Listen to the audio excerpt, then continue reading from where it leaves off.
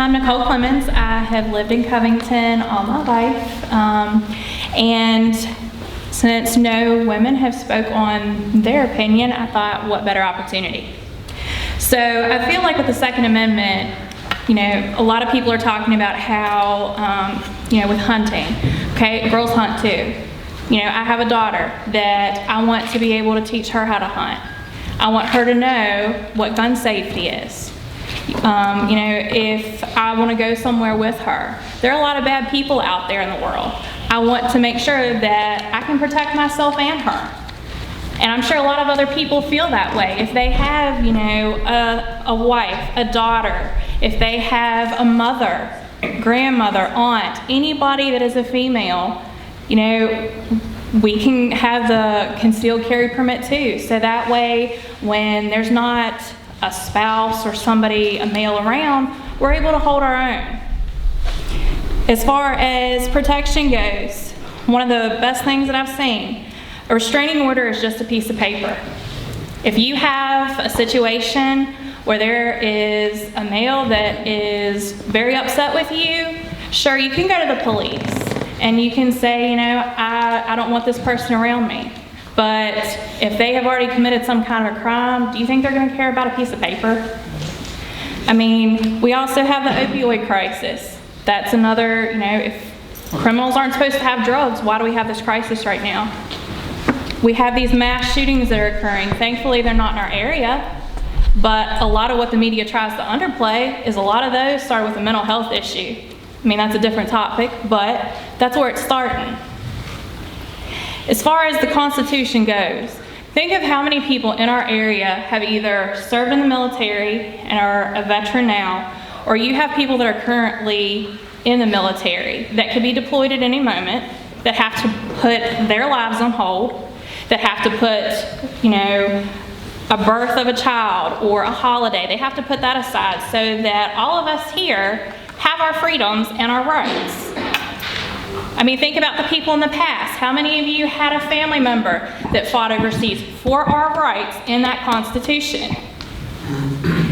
As far as our elected officials right now, these bills that Governor Northam is putting into place and hoping that all of them pass, do you really see a lot of the city of Covington, your residents, ending up as convicted felons because of the things that we have done for many years, hunting with children, owning certain kinds of firearms or a large capacity magazine that requires us to be a felon?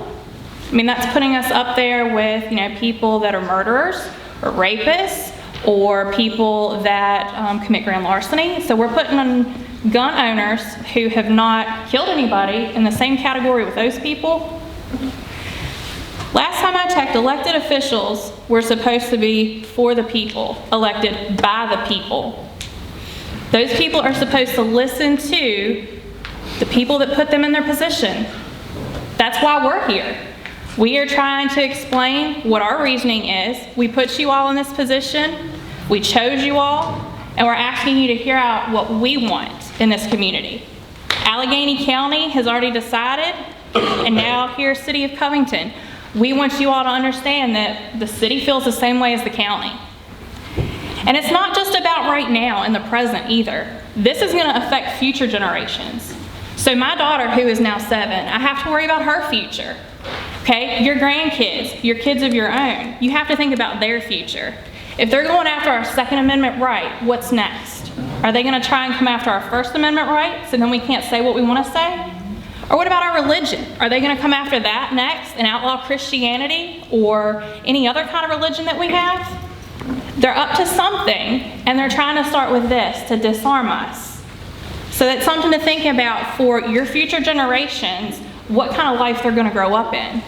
And it's not about being a Republican or a Democrat, it's about being an American and coming together to send Richmond a message that we don't agree with this. We believe in the Constitution, and we believe in America and how it should be. Thank you. Amen.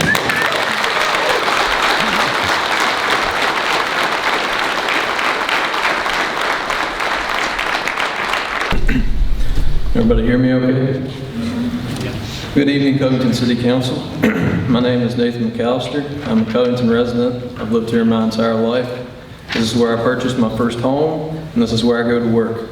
Covington is where my fiance and I plan to settle down. And at 25 and others alike, I am the future of this community. We are the future of this community, which after long nights of knots in my stomach brings me to this podium.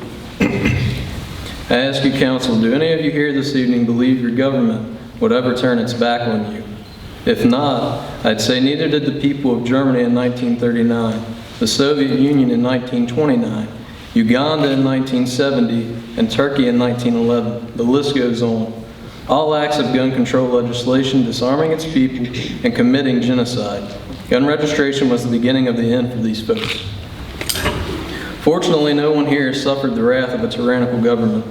It's easy to become complacent living in America. So many brave men and women have given their life for us to have the freedoms we do, yet they never truly receive the honor they are due or they deserve. Our founding fathers endured King George. They understood the reality of this helpless suffering. The right to bear arms is paramount. Understand, the Second Amendment is in fact the glue that holds the Constitution together. Without it, this world, this way of life, and the society we have all invested into will cease to exist. Once the guns are gone, there's nothing left to keep evil at bay. And evil always finds its way in. And right now, I believe it's found its way into the mind of Governor Northam.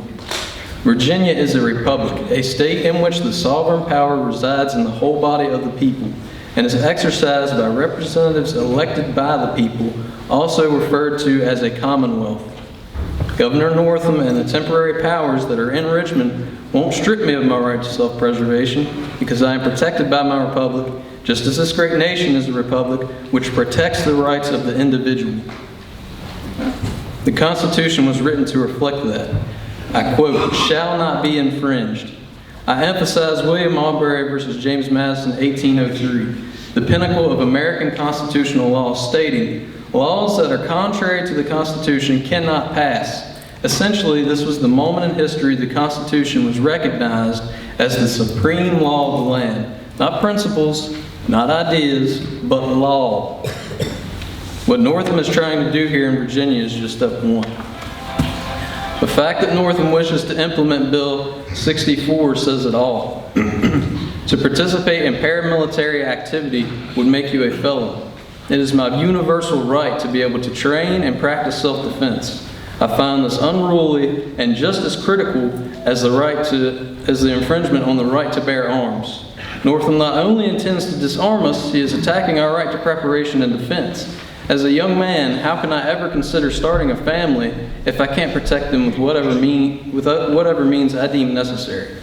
How will our youth ever survive, God forbid, an attack on American soil if they can't learn gun safety, the traditions of hunting, and the arts of pugilism? Vital steps we all take in our journey to manhood. Northam swore an oath to this Constitution and has become but a plague to it. I want to be clear before this vote is taken. We should join our neighboring county in this fight against our freedoms. If Virginia doesn't put this to bed, this poison could spread like wildfire and consume the nation. My right to self-preservation is not something I'm willing to compromise on, and neither should you. Mr. Mayor, council members, I respectfully request that you pass this resolution. Per the wishes of the people who put faith in you and your office. Vote the city not just a Second Amendment sanctuary, but a city of equality and fortitude, because without our right to bear arms and practice self-defense, there is no balance. We become the inferior. It's a reality of the dog-eat-dog world we've sown. Remember that what we tolerate is what will continue. Thank you for this time and opportunity to protect and preserve my future and the future generations to come that may not truly understand the magnitude of this severe threat on our God-given rights. To speak on behalf of my fellow brothers, sisters, my family, and my community, thank you.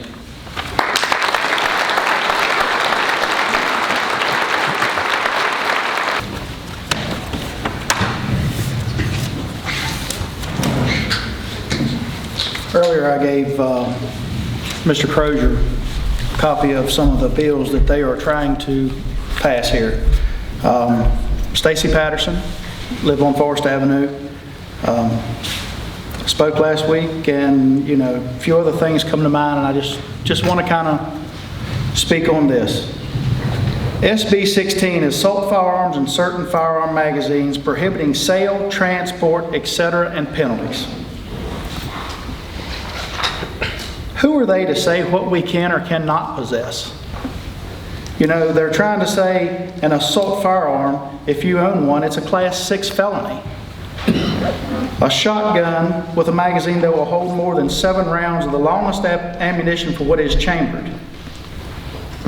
Firearm magazines, no more than 10 rounds. This stuff's crazy. You move on to SB 18. Firearms, criminal history record, information checks, age requirement, and penalty. They say that background checks should be done at gun shows. The last time I was at a gun show, you fill out the same paperwork at a gun show as you do when you go to a FFA dealer. It's the same paperwork, people. They're trying to move the age from 12 to 18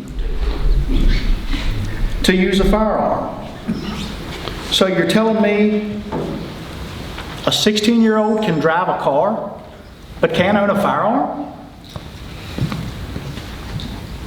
18-year-olds also raised the age from 18 to 21 for knowingly or intentionally possess or transport a handgun or assault firearm anywhere in the Commonwealth.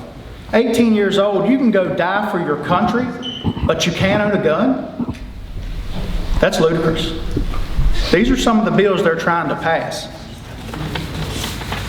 You go on to Senate Bill 64. They've already mentioned paramilitary activity.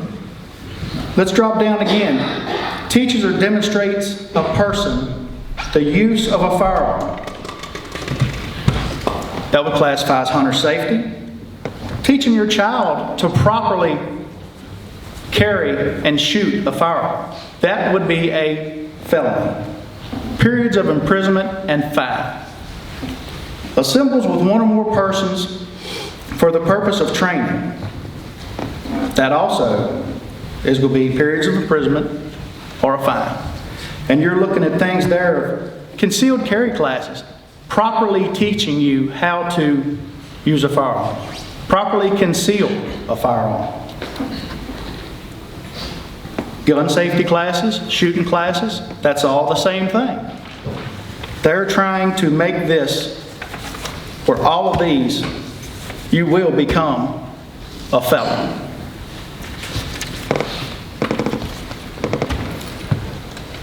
You know, Hitler, Mussolini, Stalin, Mao, Idi Amin, Castro, Pol Pot, all these monsters began by confiscating private arms, then literally soaked the earth with blood of tens and tens of millions of their people.